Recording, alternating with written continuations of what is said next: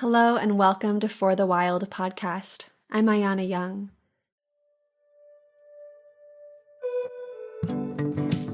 Our vulnerability is not what makes us weak, it's what makes us strong. That living with, rather than living on top of or seeking to dominate, is what makes us strong.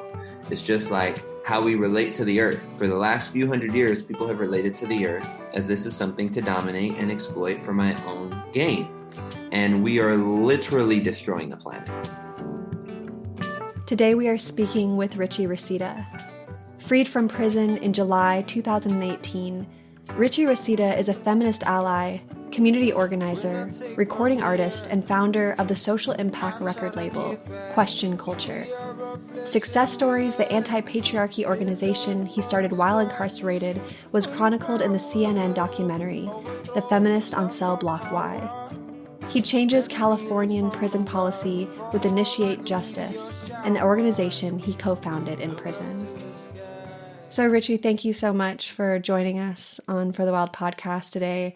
I feel really honored and moved by speaking about the prison industrial complex with you. It's a topic we've wanted to have on the show for a long time, so this feels really important and fulfilling to be able to talk to you today. Thank you. Thank you so much for having me. So you co-founded your program Success Stories alongside Charles Berry back in 2014. And I'm hoping that we can begin this interview with you sharing a little bit about Success Stories and the ways in which you're trying to redefine manhood. How is Success Stories dismantling patriarchy by engaging in meaningful conversations with at-risk communities, specifically men who are currently incarcerated? The story really starts in 2013, which is the year when we both transferred to Soledad, which is a medium security prison in California. We both came from different high security prisons. And what was different about the medium security prison is that it had a lot of self-help programs that were supposed to be rehabilitative. And what I had noticed as somebody who my mentors, my best friends, really my chosen family, my community, my wife were all powerful, intersectional feminist women of color, was that the conversations that were being had about self-transformation were not challenging patriarchy. In fact, they were enforcing it. They were just simply saying, don't break the law. So I knew that we had to have a deeper conversation, one that challenged patriarchy directly, because patriarchy is ultimately what leads men to harm ourselves and others. This idea that domination is power, and my value is based on how I can dominate others physically, sexually, monetarily. So I drew up a patriarchy workshop that was based on We Real Cool, a book by Bell Hooks, the feminist author and theorist Bell Hooks, and I tried to deliver it in the existing self-help groups at Soledad, and they laughed me out of the room. So I told Charles, we got to start our own group. And we started the research and the curriculum building in October of 2013, and we launched February of 2014. And we really understood that in order for men, or anyone for that matter, to challenge patriarchy, you're really asking them to literally go against the entire world. So there has to be something in it for them on the other side. They're not going to do it because we asked them to do it or because it's the quote unquote right thing to do. They're going to do it because there's some kind of benefit. So Success Stories is really based on the idea that our personal success and our community success is only possible through challenging patriarchy. There's a lot of dialogue around what will take the place of patriarchy, especially in the perpetuation of the misconception that dismantling patriarchy is dismantling masculinity. But the work of Bell Hooks, which Success Stories heavily draws upon, which you mentioned, counters this misunderstanding. Hooks writes, quote, "Our work of love should be to reclaim masculinity and not to allow it to be held hostage to patriarchal domination. There is a creative, life-sustaining, life-enhancing place for the masculine in a non-denominator culture. And those of us committed to ending patriarchy can touch the hearts of real men where they live, not by demanding that they give up manhood or maleness, but by asking that they allow its meaning to be transformed, that they become disloyal to patriarchal masculinity in order to find a place for the masculine that does not make it synonymous with domination or the will to do violence," end quote. So I'm wondering, what do you envision taking place of this masculinity held hostage to patriarchal domination? So something that we discovered in success stories is that it's not we're not going to trade the catch-all of patriarchy for a new catch-all, for a new definition of manhood or masculinity that applies to everybody. By dismantling patriarchy, we allow people who identify as masculine to be themselves, Hmm. and for their masculinity to be the individualized expression of themselves in their masculine self. Hmm. Hmm. Yeah, it's interesting because masculinity and maleness and manhood, these are important initiations that our culture has kind of just completely buried.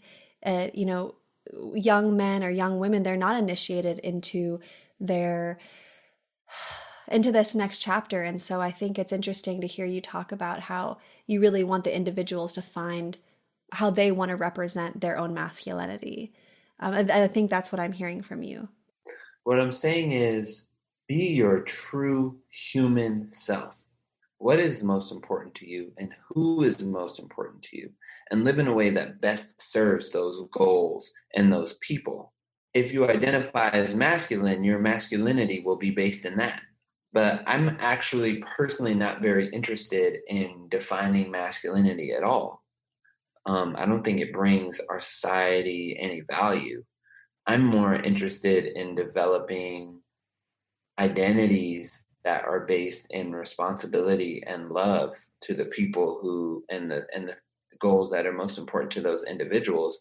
Your masculinity, femininity, that's like swag, that's like style. It's just a Mm, way of what pronouns you want, how you want to dress, and that's like personal individual swag. And it's important, but I don't have a definition for it. I mhm, think what we're doing by dismantling patriarchy is exactly what Bell Hooks said. Once your masculinity is no longer being held hostage by patriarchy, you get to define it for yourself. mm, mm. Thank you for clarifying that. That's beautiful. Um, so in preparation for this conversation, my mind has been so attentive to patriarchy and the prison industrial complex and punishment as justice. And I'm led to think about how violence is viewed as male birthright in this society. Statistics show that something like 98% of mass murders are committed by men, 90% of murders are committed by men, 80% of those arrested for violent acts are men, and then additionally, up to 80% of women convicted of murder were acting in defense of their abusers. So, on the topic of America's mass violence problem, I'd like to ask you how you're forging meaningful and transformative conversations about violence beyond limited narratives of, for example, gun violence. How have you been able to be in conversation with men around the normalization of carnage in this country? The first thing that's really important is we need to understand that harm is more important than crime.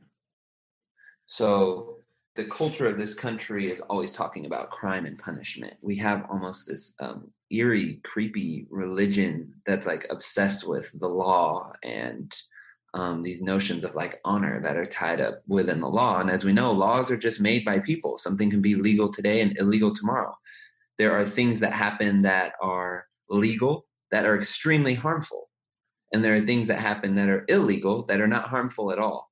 So I feel like step one in how do we have conversations with men around violence that aren't limited is we need to get rid of the carceral prison industrial complex way of thinking about violence and talk about all violence, not just that which is illegal or that which has been criminalized. So an example of that is this. We have these conversations in prison, recognizing that people who are in prison are living under a constant condition of violence.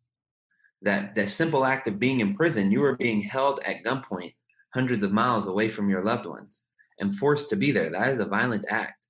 That is an arrest, is a kidnapping with metal restraints called handcuffs. That is a violent act. And we point that out not so that people can be justified in their victimhood, but so that there's an understanding that we're not here to further criminalize you or to further put you down or to shame you. We need to understand that we as incarcerated people, or back when I was an incarcerated person, are living under a constant system of violence, and we perpetuate a constant system of violence when we believe in this idea that violence is power and that domination is power. And the same way that we feel being held at gunpoint hundreds of miles away from our families, the same way that we feel when we are facing violence and we are facing harm, that's how others feel when we were enacting the types of violence we enact in our communities, which may look like something really obvious like gun violence or something really obvious like the robberies that I committed, but it also can look like street harassment. It can also look like leering at somebody.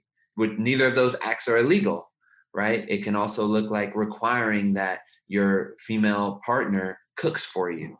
These are all acts of violence that are not necessarily illegal, but cause people to feel just as violated as we do when we receive violence from the state. And I think that creates a bridge of empathy to people. And it's easier to work through that bridge of empathy than it is to work through a bridge of shame. That's powerful. Empathy is powerful. The fact that we're in this culture that teaches us violence is powerful is so backwards. And I really, really appreciate your analysis. I would be remiss to not discuss California's vast and destructive prison system, specifically focusing on the school to prison pipeline and the tremendous privatization of all facets of prison life. So perhaps beginning with the latter as preface, could you speak to the ways in which for-profit prisons are trying to monopolize life inside as well as after prison? I'm specifically thinking of prison healthcare, privatization of halfway houses, and then the drug treatment centers. So, as you mentioned, California is one of the biggest incarcerators in the world. We have the highest per capita incarceration rate in a country that is the biggest incarcerator of the world. And if I could add one more layer to that, Los Angeles, where I'm from, Los Angeles County is the biggest incarcerating county and the biggest incarcerating state and the biggest incarcerating country in the world. With that being said, there are multitudes of organizations that have sought to capitalize on this. That's what mass incarceration is really all about. It's about using fear and incarceration and criminalization to get votes and money, whether it be from politicians looking for votes or money, or from private organizations and even public organizations like public workers unions looking to capitalize off of incarceration. So to the second point around the school to prison pipeline, I think that that is largely a product of what we were just talking about, a product of patriarchy and the idea that domination is power, and that if you can dominate somebody, you somehow quote unquote win. So when you have children who are maybe acting in ways that adults don't want them to, a way to get them to act right is to dominate them, is to isolate them, is to quote unquote punish them, which we know to be just a euphemism for enact revenge against them. And it really showed the school to prison pipeline really shows how overboard our sick addiction to domination as power has become. Because we live in a country where it's okay to hit children. It is acceptable and even expected to physically hit defenseless children. And if that's our culture, then of course it's okay to us to also lock up children, to also forcibly strip search children, to put children in solitary confinement, to put children in, until very recently, life without the possibility of parole sentences, death row sentences, because our culture teaches us, because of this notion of patriarchy and domination as power, that is how you win. That is what quote unquote teaches people a lesson, is by violently striking down on them. Wow, Richie, thank you. So I know that there's these three main theories behind the school to prison pipeline, which I just want to briefly cover so that our listeners can dive into this conversation with some background information. The first theory is backed up by studies that show how it costs less to house people of color than white people in prisons because the average white person in prison is significantly older and often has higher health costs. Therefore, for-profit prisons make a higher profit off of the exploitation of people of color, thus incentivizing them to lobby for policies which encourage the detention of youth. Other theories include schools willfully reporting so-called underachieving students to law enforcement in order to remove them from the schools, which would lead to stronger scores on generalized testing and incur greater state and federal funding, as well as over-policing and then, implicit racial bias. But what I'd really like to focus on is the devaluing of life and the assigned value and worth of young men of color in context to patriarchy, as well as whatever you're willing to share around your own experience and that of other young men who end up in prisons for things that happen to them as children, really. Yeah, thank you for offering that background. What comes up for me when I listen to those type of things is that there's two things happening that come from the same source. On one hand, we have systems, the school system, the prison system, police agencies that are systemically exploiting people or abusing people for the sake of the benefit of the system. On the other hand, you have people, individual people, making harmful choices. Sometimes, because you can also go to jail without doing anything or for doing something that's very minor. And I think it's important to point out that the sources of both of these buckets of harm, if you will, the systemic harm and the individual harm, both come from patriarchy. Mm-hmm. Because they're ultimately both fueled from this idea that domination is power and that cis hetero men are inherently dominant and inherently powerful and are valued by how violent we are willing to be. So, real life example, I'll use my own. I really robbed 2 stores. I did not go to jail for something I didn't do. I made that choice within the context of being raised to feel like having money and being financially independent is what gave me value.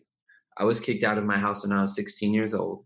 A little bit before that, when I was a young teenager, my dad told me, I can see you in your future asking your brothers for money, because my younger brothers, he experienced them as more responsible than I was. And I told him with so much pride, I can still remember the rage I had in my heart, I will starve in the gutter before I ask any of you for money. And I was committed to that. And when I got kicked out of my house, I valued myself based on my ability to make money with no skills, 16 years old, in the streets, because patriarchy doesn't tell us that you have to be responsible necessarily. It just says you have to make money. And I was committed to doing that. So when I lost my job, I robbed 2 stores. All of those decisions were made in patriarchy. That doesn't mean I'm not responsible for them. I'm absolutely responsible for every choice I made as an individual. But those choices were made in patriarchy. And then on the other hand, what you have happening within the same story, not only was I kicked out of my house at 16, but I was kicked out of school when I was 16.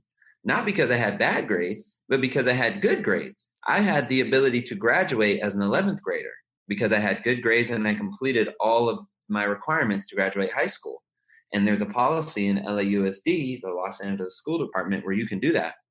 And my principal, who didn't like me because of my politics, told me, no, I will not let you graduate with the seniors. And if you don't want to go to school anymore here, you should drop out. And once you're out of school for 6 months, you'll be able to be considered a dropout and you can get your GED. So that's exactly what I did. And I also grew up in the LAUSD, Los Angeles Unified School District, that had the zero tolerance policy, where I had been chokeslammed by the school police department for talking out of turn. LAUSD has its own police department. The Los Angeles School Police Department is an entire police department with armed guards on campuses, including elementary schools. The city of Los Angeles invests over half of its general budget into police. Up until very recently, in the city of LA, if you were late to school or ditching school, you didn't get in trouble. You went to court. You had a case. You had to go to court. You were arrested. My first time being arrested, I was 13 years old for leaving school early to get a haircut. The first time I was put in handcuffs was for roughhousing when I was 12. Me and another black boy were put in handcuffs. We didn't go talk to a school counselor about being too aggressive and what that might do if we bumped someone else at school. We didn't talk about consent. We didn't talk about any of that. We were put in handcuffs and went to talk to the police. So both of these things are happening at the same time. On one hand, I'm making harmful choices based in patriarchy. On the other hand, we have an entire system, we have an entire quote unquote public safety apparatus that's based in patriarchy that seeks to dominate for the sake of power and control, and that's their vision of safety. And it all culminates when I decide to rob this store. And in response to me robbing this store, here's what didn't happen. What didn't happen is the victims were never consulted. That never happened. The victims were never given any therapy because there's plenty of people in the store. It must have been extremely traumatizing for them to even see that, let alone the people who are actually at the cash registers. They never were given any therapy. The stores were not even paid back. There was never any reconciliation between me and them. There was never any healing encouraged on their behalf. To this day, they could be sitting in this room. I wouldn't know who they are. They wouldn't know who I was. We're not allowed to communicate with each other. I tried to write them and apologize to them. A couple of years later, I got a letter from the District Attorney's Office of Los Angeles telling me I cannot do that. It's illegal. I can get in trouble if I try to apologize to them. The DAs are supposed to be the go-between the victims and the people who committed the acts of harm, but they will only allow communication that is negative towards the offender. So even if victims write a letter to the prison for a parole hearing saying, let him out, we forgive him, they oftentimes refuse to facilitate that communication. They'll only facilitate it if they're saying, keep him there, we hate him. So they have a vested interest in keeping people in hateful places that are not good for their own healing. So that's the system that we have. I robbed these two stores, and what I got is I got pistol whipped with a shotgun, beat up by two grown men. I was a 19-year-old kid, 150 pounds, locked in, handcuffed, kidnapped, sent away from my family. They tried to give me 150 years to life. Thank God I have a community around me that donated money through GoFundMe so I could get a private lawyer and get 10 years instead of 150 years. And I was held at gunpoint away from my family for 7 years. Now, what part of that solved any harm or restored anybody? That's the apparatus we have, one that's based in patriarchy, domination, and all the while they made money. I worked as a firefighter for 14 cents an hour, putting out fires in California. The private companies that you mentioned earlier, like Global Telling, they do the phone calls for prisoners, they made thousands of dollars off my families. Prisons, if you ever drive into a California prison, which are purposely put in the middle of nowhere, it's like desert, desert, desert, nothing, and then a whole town, often beautiful towns, because there's an entire economy that sprung up around this prison, because California prison system has one of the biggest budgets of any of our state agencies, $12 billion, $12.8 billion this year. And all the private companies that then benefit off that, the gas stations for the visitors who are going to go see their loved ones, the package companies that, you can buy your medicine and clothes and food through while you're in prison. There's telecommunications companies, the contractors that build prisons, that maintain prisons. There's just a huge exploitive patriarchal entity that is our quote unquote public safety system, our quote unquote criminal justice system, that is also operating from a place of patriarchy as well. So my story perfectly paints how patriarchy plus patriarchy equals patriarchy. Harm plus harm equals harm. And then they wonder why most people who get out of prison are worse than they started.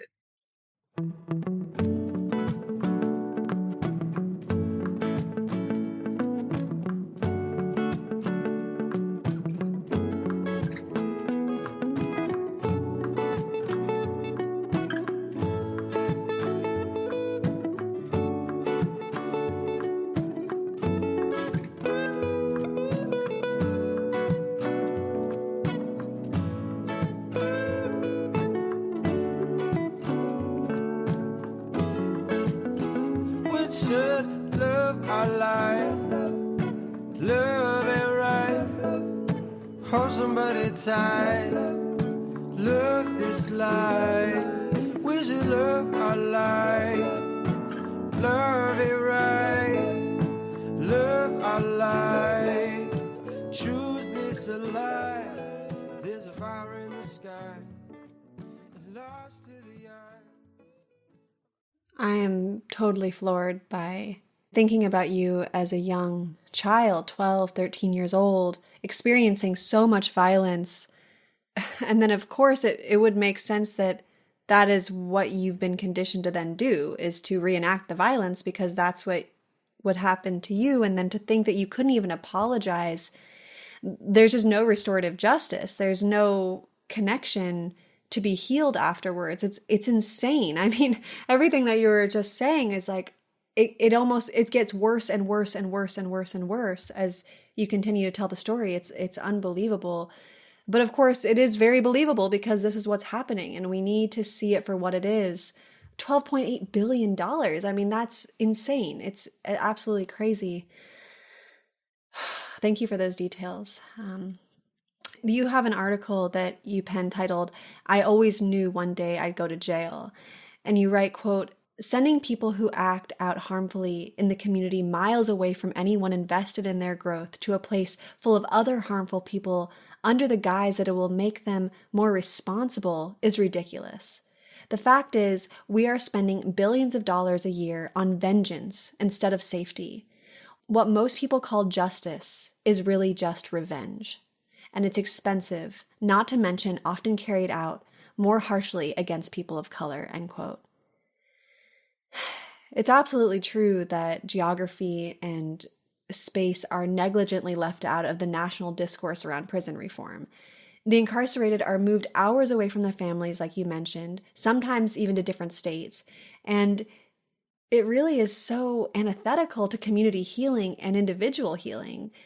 To remove them from their community is not just a punishment to them, but it's an act of violence to all of those in their life. So I'd really like if you could speak more to the current system and culture where our initial idea of a solution is that of banishment. Yeah, I think that the banishment is only a product of a society which wishes to seem civil on the level of the world stage. So what we really do in this culture is we want to cause as much violence and harm in your life as we can get away with without looking barbaric. So if they took me out of my robbery and cut my hand off, they wouldn't be able to claim this, land of the free, home of the brave narrative. But by all of the wounds being economic and emotional, and the scars being to my mental health and to my spiritual well-being, then they get to look like they're still good people. Like this is a humane way to deal with it. And I think that's where the banishment comes from. And the reason why we're sent so far away has everything to do with economics as well. Cities bid, counties bid to have prisons in them because they know what it does for the economy of the area. There's a book by Ruthie Gilmore called Golden Gulag, which is specifically the economic story of the California prison boom. A lot of these places where these prisons were built were places where their industries dried up. They're old mining towns. During the 40s and during the war, these were towns that were building weapons for the war effort. And then once the wars were over, once Korea was over, once Vietnam was over, they didn't have anything to do there. So they built prisons instead. Places where agriculture dried up and it doesn't make sense there anymore because it's desert, it's barren. So they built prisons instead. It has everything to do with economics, where these prisons are. And it has everything to do with racism of where the people start.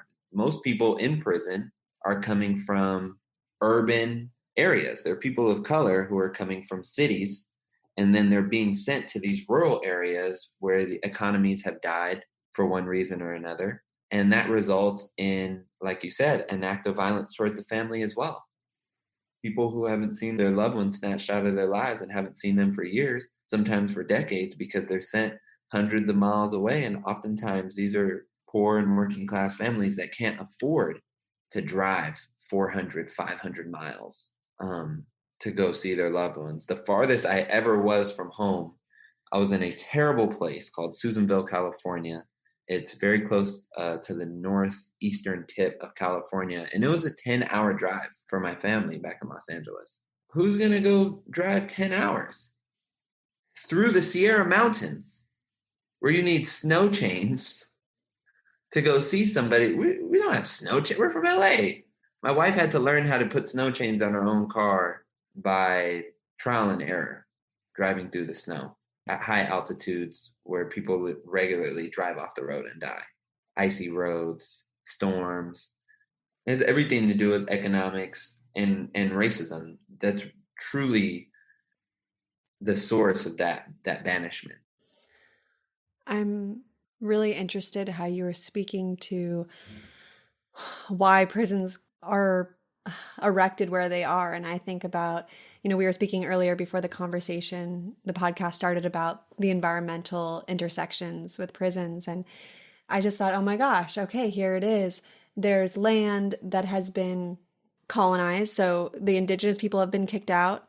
The resources have been completely stripped of water, of topsoil, of whatever abundance there once was on that land, because of mining, because of some type of resource extraction project. And then when they're like, oh, well, now the land is basically worthless, economically speaking, because they've destroyed this land, then it's like, oh, well, great. We'll just basically enslave people in these prisons as the new resource, as the new way to extract from the land, is to put people into places that no longer can serve capitalism.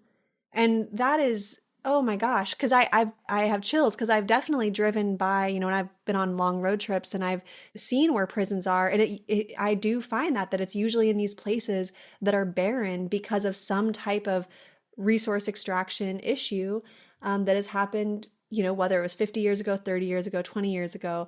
So that's really coming full circle to see how, just to see how that all works out. And it's horrifying. I think one of the saddest examples of that was the Valley Fever outbreak that took place over like the last 5 years, 10 years.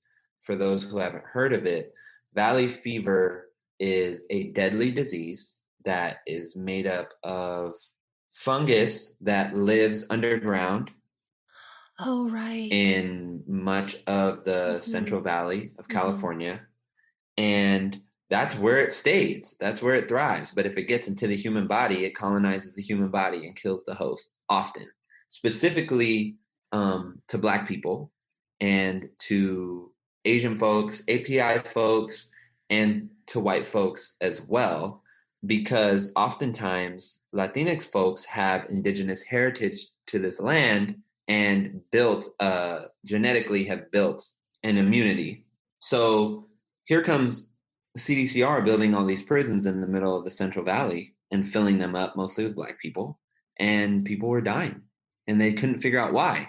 I've seen people get valley fever. People were getting valley fever in prisons where I was. You'll see somebody go from being 250 pounds to being 120 pounds in the course of 3 to 6 months, and then they're gone because CDCR was building and continuing to build and expand upon these prisons. So one of them, Pleasant Valley State Prison, which is in the middle of the Central Valley, they have thousands of people locked up in this prison, and they wanted to expand a part of the prison, like build a prison hospital on the land.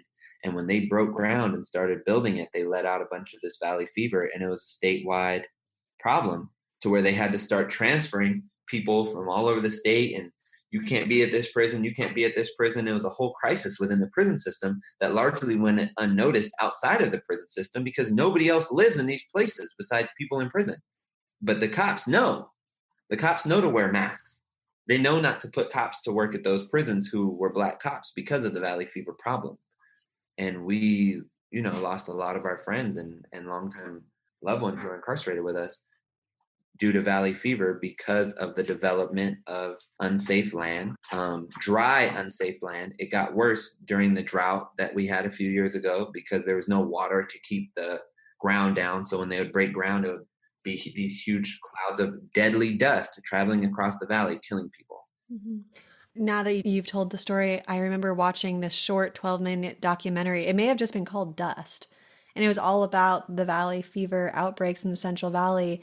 And it was horrifying. It showed this one man who had gotten it and they didn't know what was wrong with him. He ended up getting this huge tumor on his head. He couldn't see. It was like the worst pain of his life. The migraines, the cluster headaches. He was in so much pain. And to see the degeneration, and this was a man who actually had access to, I'm sure, much better healthcare than what they have in prisons. And to see his journey through valley fever was horrifying. And it was all from the dust and like what you're saying, the fungus that lives under this dust. So that's just another completely untold issue that, who's talking about that?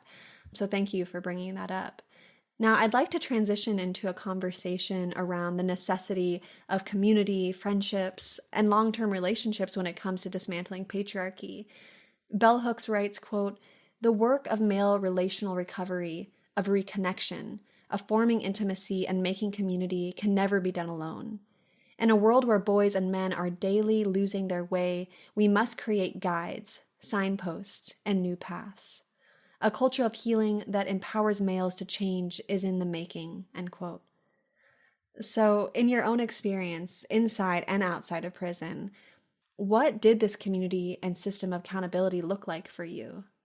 Simply put, it was the greatest joy of my life to build real relationships that began for me inside of prison.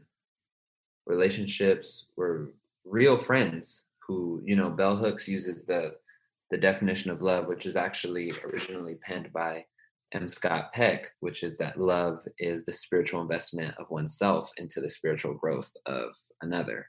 When we were able to start building these anti-patriarchal relationships, these love-based relationships in prison, I had never felt freer before in my life, because now I had somebody who I could give a real hug to. Now I have somebody who, when they asked me how I was doing, I could be honest about that. Somebody who I could be open about my insecurities with, somebody who I can be open about my trauma with, somebody who I can ask for their support in a way that's not just like give me solutions to a problem, but is like just be with me in this pain that I'm in, and invest that same energy into others and stand firm for somebody trying to be the best them they can be. It really is something that we learned in success stories, is like when you give people the opportunity to be real human beings, they will take it. We want it. We've wanted it our whole lives.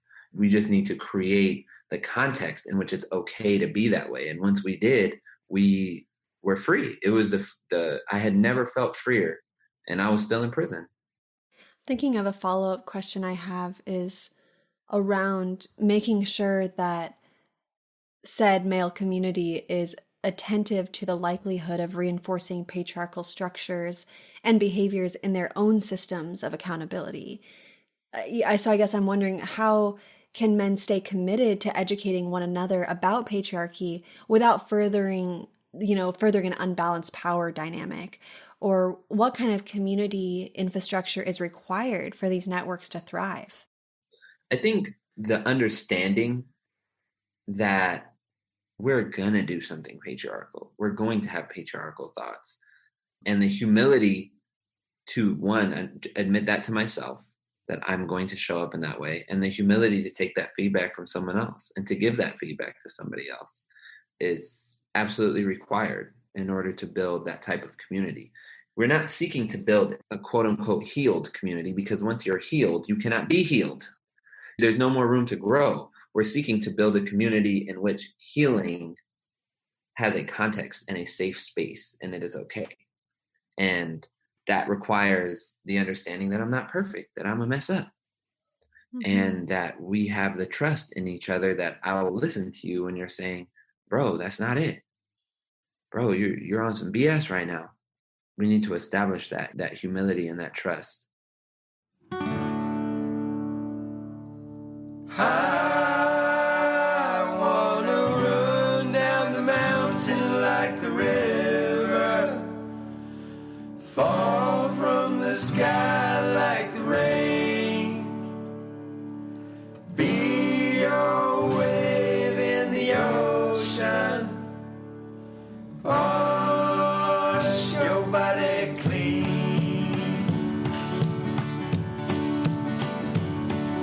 Together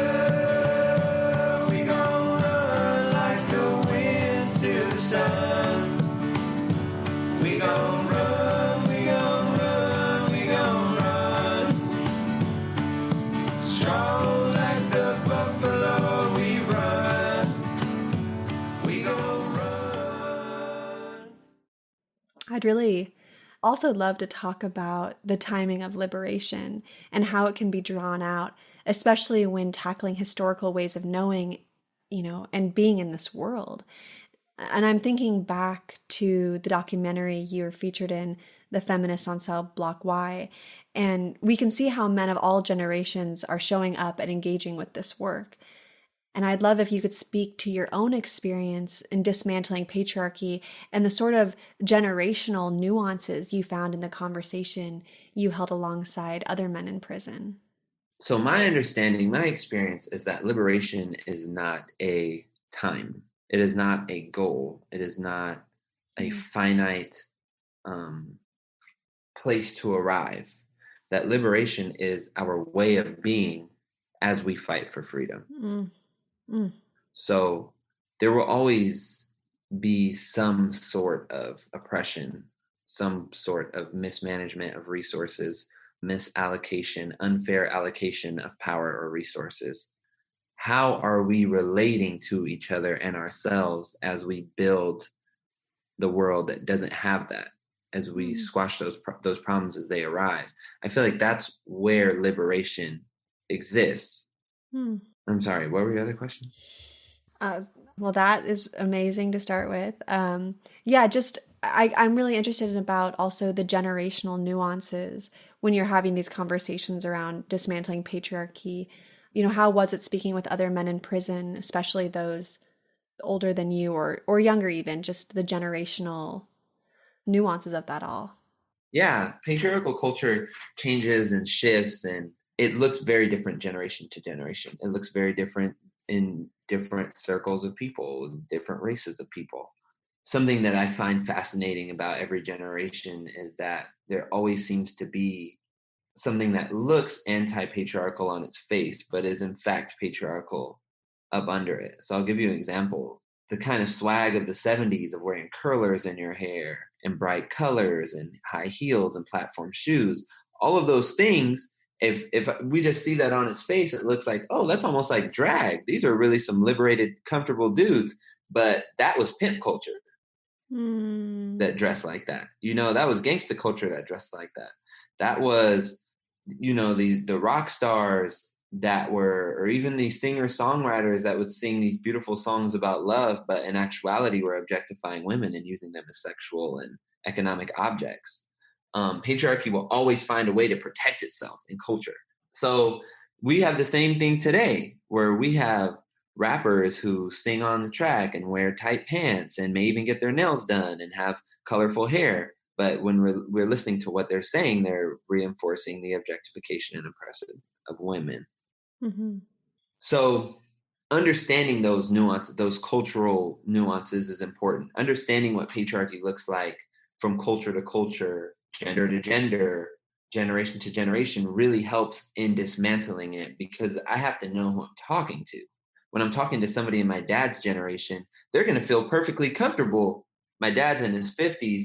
He's going to feel perfectly comfortable putting down gangbanging and all that stuff that happened kind of after his time, that really popularized after his time. But he's going to hold that old school, especially being Black, because it happens at the intersections, right? But that like old school Black Christian, you know, defend the household, the man manages the books, the wife makes the food, kind of that kind of patriarchy. I experience him as very wedded to. So dismantling patriarchy for him looks different than dismantling patriarchy with the homies who are my age. And looks different than dismantling patriarchy with a white dude who on his face might look like the acceptable, you know, quote unquote acceptable American man. But patriarchy might not look like street harassment in the white community.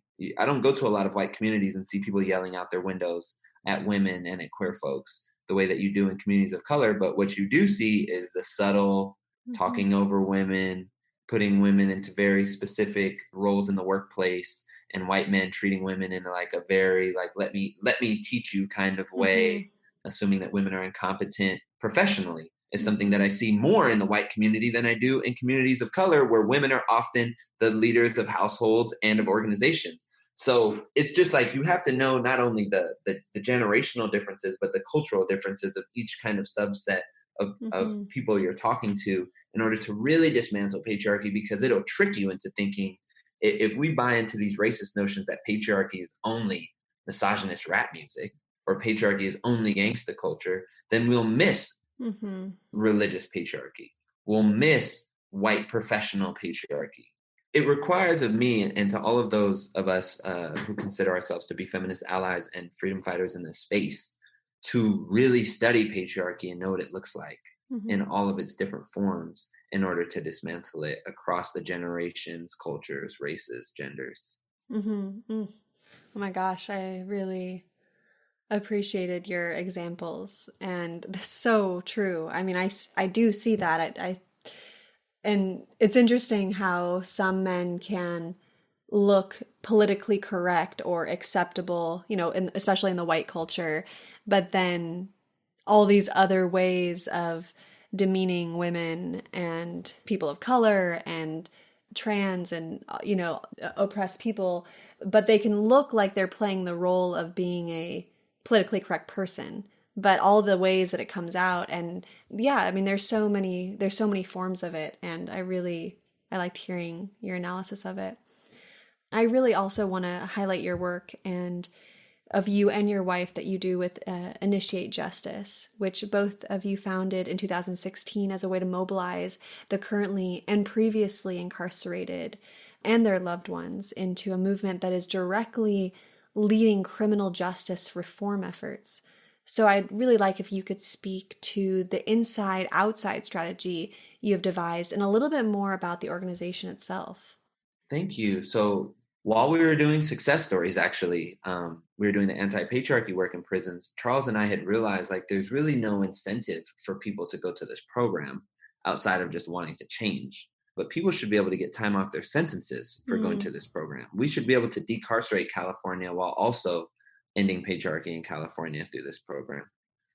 So we told that to Taina, and Taina's background is in state policy and political science. And Taina said, well, let's write a bill. Let's make it the law. And she instructed Charles and I to do the research on the bill because we had access to the prison law library and a lot of prison regulations and stuff that's just hard to find outside of prison. So we did the research, sent it to her. She formatted it as a bill idea, and she got it introduced in the state legislature. And we realized that being in prison, we actually, in trying to get this bill passed, we had a lot of opportunity because you look out onto a California prison yard and you have people from every county, every legislative district in the state. So we started organizing people in prison to have their families write letters of support for the bill. That kind of was the birth of the inside-outside strategy.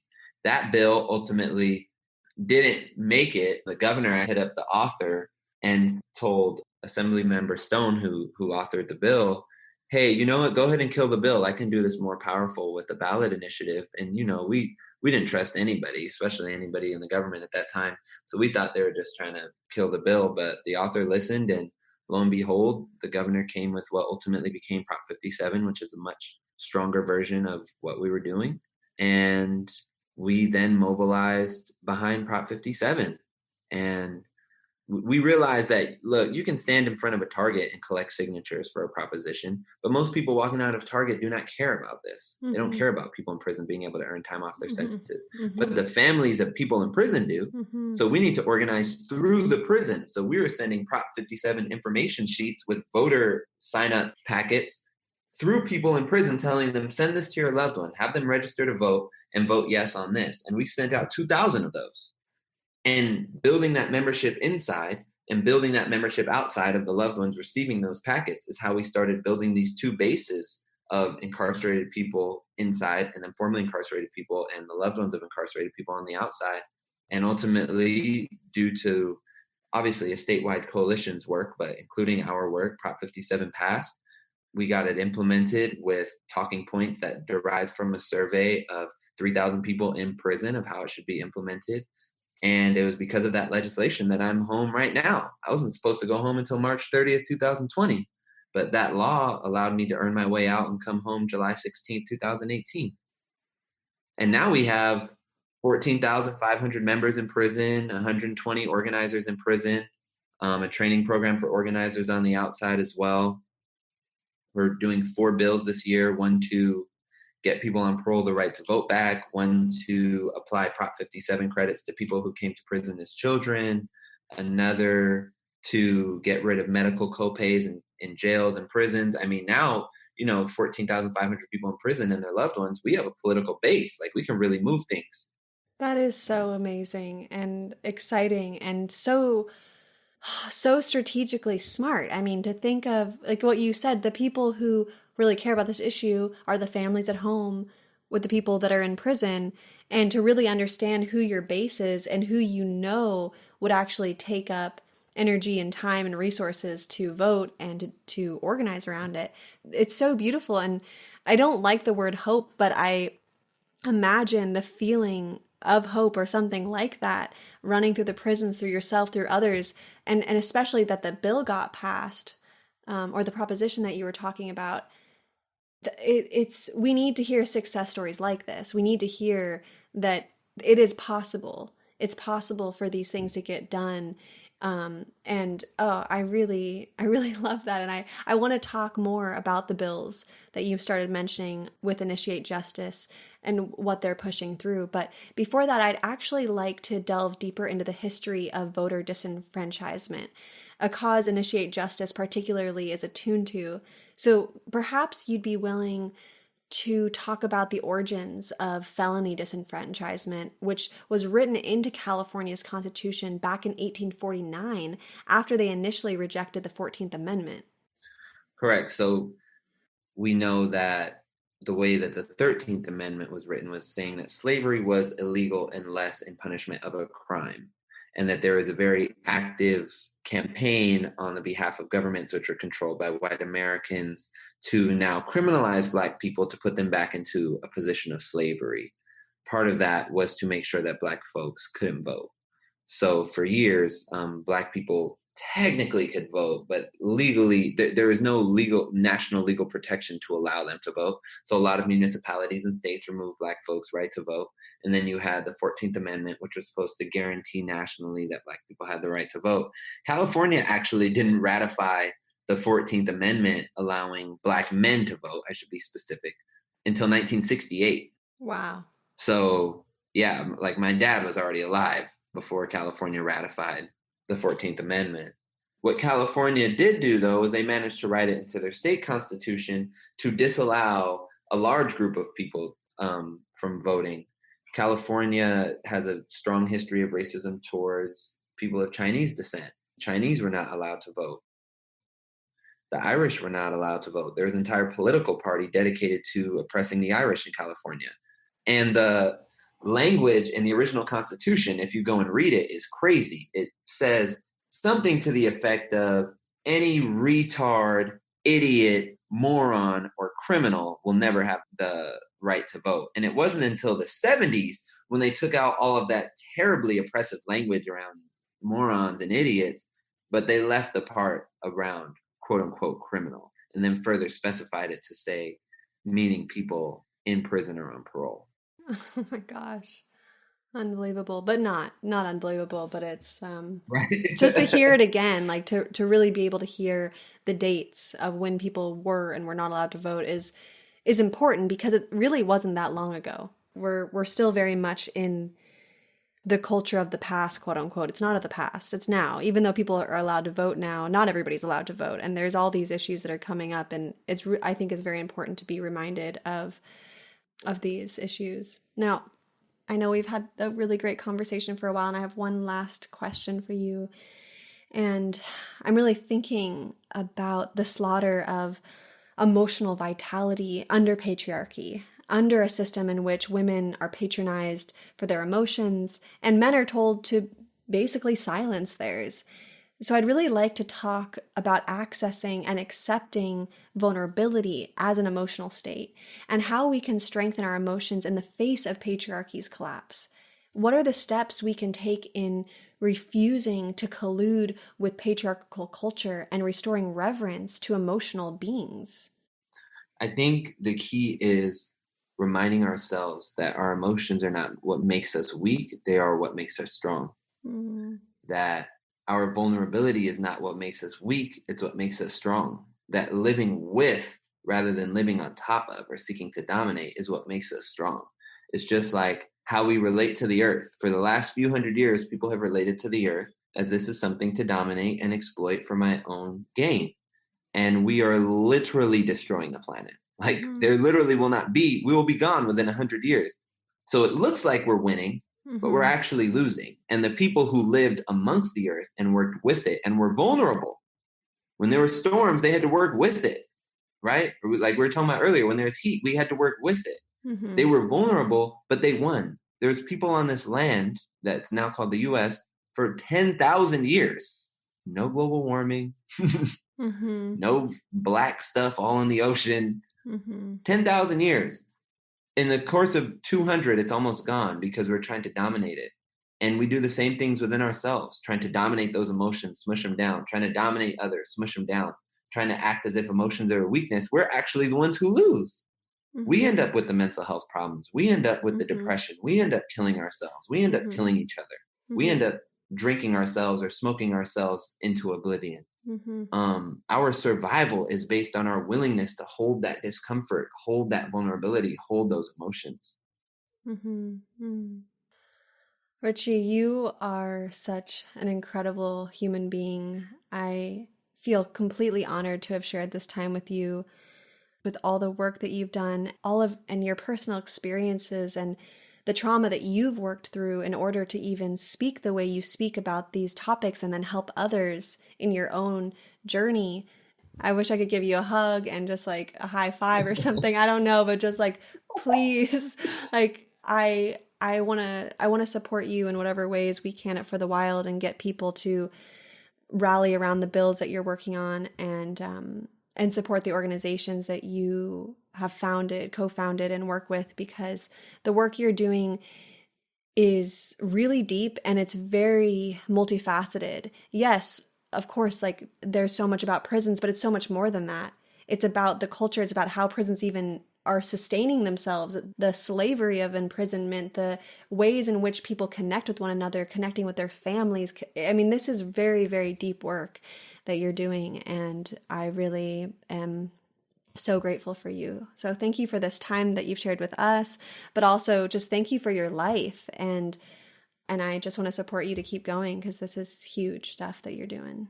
Thank you. Thank you so much, Ayana. Thank you for having me on. Thank you for creating the space for these conversations and for all the kind things you said.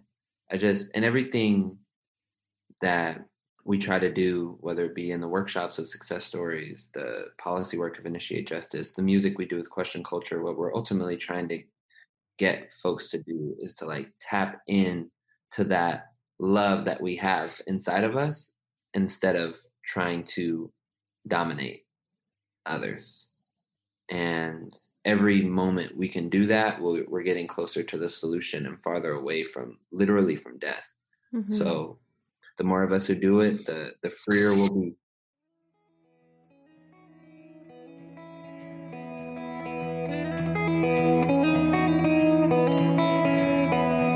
Hi everyone, this is Hannah, one of the writers and researchers here at For the Wild. I'd like to mention a few action points for this week. First, Initiate Justice, which Richie co-founded with Edmond-Vargas, is currently working on 3 pieces of key legislation: ACA 6, AB 965, and AB 45. For updates on ways in which you can get involved and support, visit initiatejustice.org. Second, if you're a resident of California, go to findyourrep.legislature.ca.gov, locate who your senators and assembly members are, and call them saying you support ACA 6, AB 965, and AB 45. For links and more information, you can visit our website or click on the Details tab of this episode.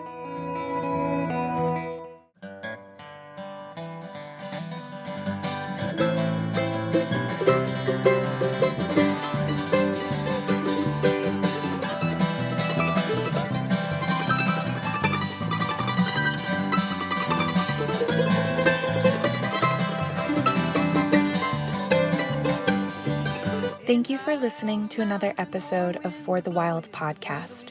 The music you heard today was from Paul Cannon and Lake Mary, and our theme music is from the late and great Kate Wolf. I'd like to give a shout out to our team: podcast production and editing, Andrew Storrs; writing and lead research, Francesca Glassbell; Outreach and research, Hannah Wilton and Aidan McRae. Podcast music, Carter Lou McElroy. Digital community organizing, Aaron Wise and Suzanne Dollywall. Graphic and web design, Erica Ekram and Melanie Younger with Partnerships and Media.